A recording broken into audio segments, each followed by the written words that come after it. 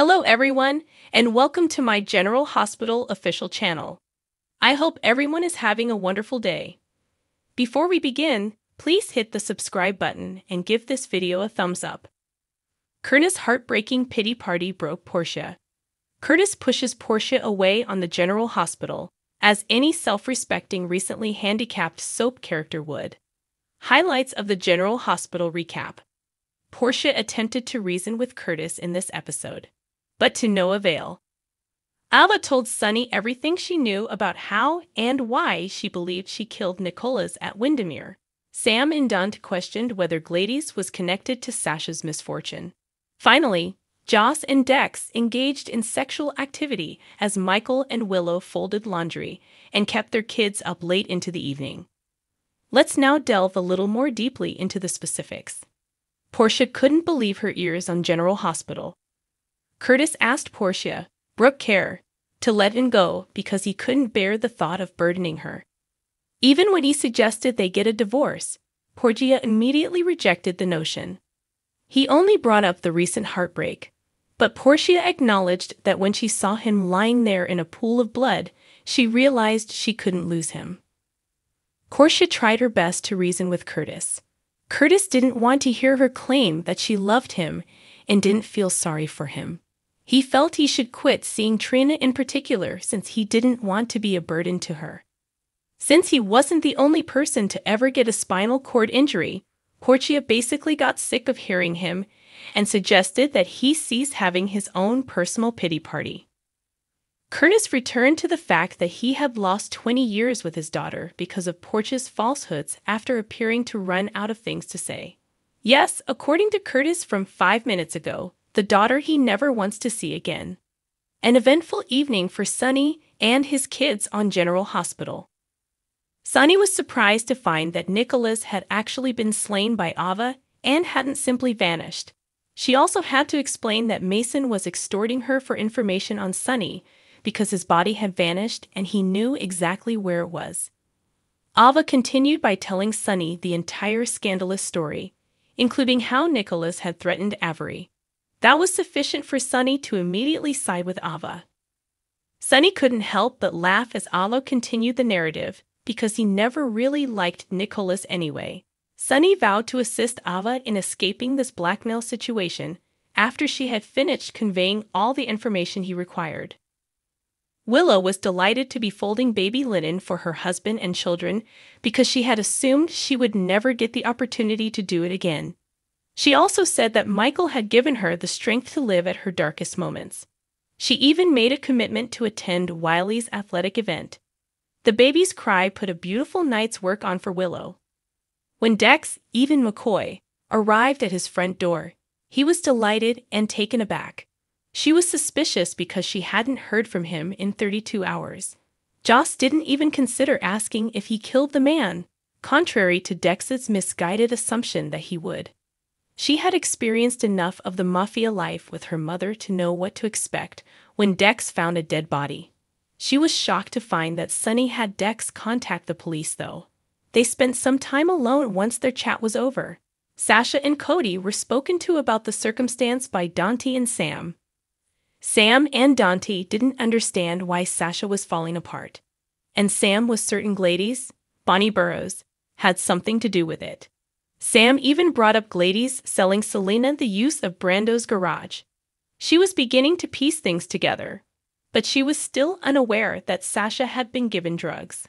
Later, Cody interrupted Sam and Dante's attempt to have a private moment before passing out.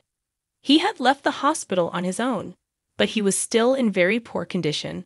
He told Sam and Dante when he regained consciousness that he only wanted to assist Sasha.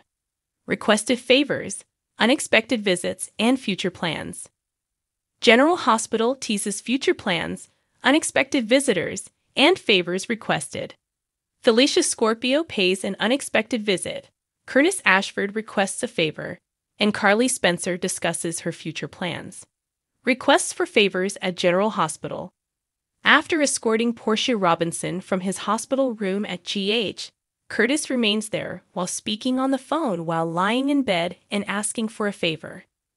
Given that he no longer wants to be associated with either Portia or Trina Robinson, it is very possible that he is speaking with a lawyer about obtaining the annulment from Portia.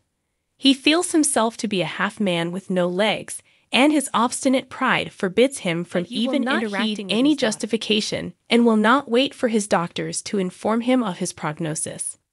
He already knows this because he followed Portia's advice and did not contact Dr. Webb, MD. G.H. Wise Counsel. In another area of the hospital, Portia, who is still in shock over Curtis' rejection, confides in Elizabeth Baldwin, Rebecca Herbst, who offers her sage counsel. What is Portia going to do about it now that she has that awareness? Elizabeth asks. Since there is nothing she can do to influence Curtis' heart or mind, it is probably best to comply with his request for the time being. Delaying the inevitable won't help either. Perhaps when he's had some space and a chance to calm down, he'll feel better. General Hospital Family Discussion. Sam McCall, Kelly Monaco, and Molly Lansing Davis, Brooke Ann Smith, are conversing with their families about starting families. To give Molly some perspective, Sam asks her how she would feel if she had never given birth to children. Because of her severe endometriosis, Molly is unable to conceive or create viable eggs. She had always wanted to have kids, but now they can't do it by themselves. There are alternatives, but they're unsure if they want to take advantage of them. Suspicious minds engaged. After spending the night on their couch at Dante Falconeri and Sam's house, Cody Bell poses a query to someone there. He asks whether they think that sounds odd, and he's probably referring to Sasha Gilmore's dream, in which she saw him as Cyrus Renault. The fact that Sasha made such a tremendous recovery and then abruptly relapsed proves that something is obviously wrong with the entire picture. Dante probably thinks it's suspicious as well because he is aware from personal experience that PTSD doesn't operate that way. There must be a trigger. Surprise visits to General Hospital. What on earth is going on in here? Exclaims Felicia Scorpio as she enters Maxie Jones, Kirsten Storm's apartment in what appears to be a surprise visit. Felicia may not be aware of Maxie's plans because she recently got back from Pine Valley, but Maxie is thinking of moving into a bigger house. She might be observing a number of packed boxes, or she might have startled an intruder.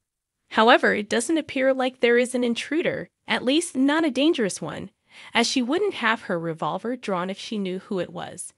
Maxie may need to provide some justification. Future plans for GA. Carly runs into Nana Reeves and informs her of her future intentions now that she is the owner of Kelly's. Nana might interpret Carly's information as threatening and motivated by a desire to regain Sunny Corinthos and her share of the Metro Court. Although Drew Kane has been in prison for a while, Nana is aware that Carly has been content with him. Carly may even adhere to the adage, love the one you're with. She is able to maintain her composure despite Carly assuring her that everything she lost will be recovered. Needed. General Hospital personnel. Sasha needs assistance in Ferncliff, where she is shackled to a bed. But no one is nearby, and there doesn't seem to be a call button. She is screaming and shackled to her bed in an effort to attract someone's notice. She shouts, "Hello, can someone hear me?" at the top of her lungs. She may not even be aware of how she got there or what happened because it appears that the effects of the medications have worn off. Sasha doesn't appear to be scared in this picture as much as furious. Thanks for watching if you like this video. So please don't forget to subscribe my channel and don't miss any update.